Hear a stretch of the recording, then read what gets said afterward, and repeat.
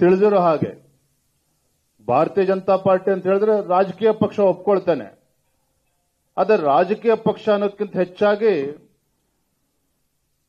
ಭಾರತೀಯ ಜನತಾ ಪಾರ್ಟಿ ಅಂತ ಹೇಳಿದ್ರೆ ಒಂದು ಆಂದೋಲನ.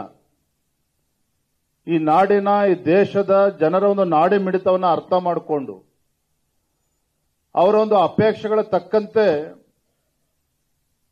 ಒಂದು ರಾಜಕೀಯ ಪಕ್ಷವಾಗಿ ಒಂದು ಅನೇಕ ಹೋರಾಟಗಳನ್ನು ಮಾಡಿಕೊಂಡು ಭಾರತೀಯ ಜನತಾ ಪಾರ್ಟಿ ಇಷ್ಟು ಎತ್ತರಕ್ಕೆ ಬೆಳೆದು ಬಂದು ನಿಂತಿರ್ತಕ್ಕಂಥದ್ದು ನಾವು ಯಾರೂ ಕೂಡ ಊಹಿಸಿರ್ಲಿಲ್ಲ. ಮುಂದೊಂದು ದಿನ ಕೇಂದ್ರದಲ್ಲಿ ಭಾರತೀಯ ಜನತಾ ಪಾರ್ಟಿ ಅಧಿಕಾರಕ್ಕೆ ಬರ್ತದೆ ಅಂತೇಳಿ. ಕೇವಲ ಇಬ್ಬರು ಸಂಸದರಿಂದ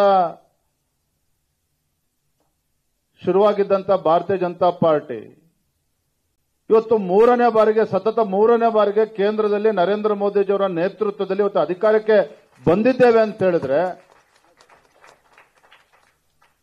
ಅದರ ಹಿನ್ನೆಲೆಯನ್ನು ಕೂಡ ನಾವು ಯೋಚನೆ ಮಾಡಬೇಕಾಗ್ತದೆ. ಅನೇಕ ಹಿರಿಯರ ಒಂದು ತಪಸ್ಸು, ಕಾರ್ಯಕರ್ತರ ಒಂದು ಶ್ರಮ, ಅವಿರತ ಹೋರಾಟ, ನಿರಂತರ ಹೋರಾಟ, ರಾಜ್ಯದ ಹೋರಾಟಗಳ ಬಗ್ಗೆ ಮೆಲುಕು ಹಾಕೋದಾದ್ರೆ ನನಗೆ ಇನ್ನೂ ಕೂಡ ನೆನಪಿದೆ. ನಾನು ಶಿಕಾರಿಪುರದಲ್ಲೂ ಕೂಡ ಒಬ್ಬ ಸಂಘದ ಸ್ವಯಂ ಸೇವಕನಾಗಿದ್ದಾಗ ಕಾರ್ಯಕರ್ತರ ಮಧ್ಯೆ ಗಲಾಟೆ, ಜಟಾಪಟಿ. ಯಾಕೆ ಅಂತ ಹೇಳಿದ್ರೆ ಚುನಾವಣೆ ಸಂದರ್ಭದಲ್ಲಿ ನೋಡಿ ಕಾರ್ಯಕರ್ತರು ಯಾವ ರೀತಿ ಹಠ ಇತ್ತು ಅವತ್ತು ಅಂದಿನ ದಿನಗಳಲ್ಲಿ ಅನ್ನೋದಕ್ಕೆ. ಚುನಾವಣೆ ಸಂದರ್ಭದಲ್ಲಿ ನಮ್ಮ ಕಾರ್ಯಕರ್ತರು ಹೋಗಿ ಬಿಜೆಪಿ ಬ್ಯಾನರ್ ಬಾವುಟ ಕಟ್ ಬಂದಿದ್ರೆ ಮಾರನೇ ದಿನ ಕಾಂಗ್ರೆಸ್ ಪಕ್ಷರು ಅದಕ್ಕಿಂತ ಎತ್ತರಕ್ಕೆ ಕಟ್ತಾ ಇದ್ರು. ಯಡಿಯೂರಪ್ಪವ್ರ ಮನೆ ಹತ್ರ ಬಂದು ಕಾರ್ಯಕರ್ತರು ಗಲಾಟೆ ಮಾಡ್ತಾ ಇದ್ರು. ಯಾಕೆ ಅಂತ ಹೇಳಿದ್ರೆ ಸರ್ ನಮ್ಮ ಬ್ಯಾನರ್ ಮೇಲೆ ಕಾಂಗ್ರೆಸ್ ಪಕ್ಷದ ಬ್ಯಾನರ್ ಕಟ್ಟಿದ್ದಾರೆ, ನಾವು ಅದಕ್ಕಿಂತ ಮೇಲೆ ಕಟ್ಟಬೇಕು ಅಂತೇಳಿ ಮತ್ತೆ ಬ್ಯಾನರ್ ಬಂಟಿಂಗ್ ತೆಗೆದುಕೊಂಡು ಬಾವುಟ ತೆಗೆದುಕೊಂಡು ಹೋಗಿ ಕಟ್ತಾ ಇದ್ರು. ಇವತ್ತು ಪಕ್ಷಕ್ಕೆ ಎಲ್ಲಾ ವ್ಯವಸ್ಥೆಗಳು ಇದೆ.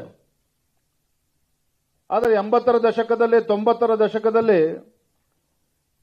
ಪಕ್ಷಕ್ಕೆ ಒಂದು ಭದ್ರ ಬುನಾದಿಯನ್ನು ಹಾಕೋದ್ರ ಜೊತೆಗೆ ಈ ಪಕ್ಷದ ಲಕ್ಷಾಂತರ ಕಾರ್ಯಕರ್ತರು ತಮ್ಮ ತನು ಮನ ಧನವನ್ನ ಎಲ್ಲವನ್ನೂ ಕೂಡ ಅರ್ಪಿಸಿ ಭಾರತೀಯ ಜನತಾ ಪಾರ್ಟಿಗೆ ಒಂದು ಭದ್ರ ಬುನಾದಿಯನ್ನು ಹಾಕಿದ್ದಾರೆ ಅಂತ ಹೇಳೋದಕ್ಕೆ ಕಾರಣೀಭೂತರು ನಾಯಕರಲ್ಲ, ಪಕ್ಷದಲ್ಲಿರ್ತಕ್ಕಂಥ ಕಾರ್ಯಕರ್ತರು.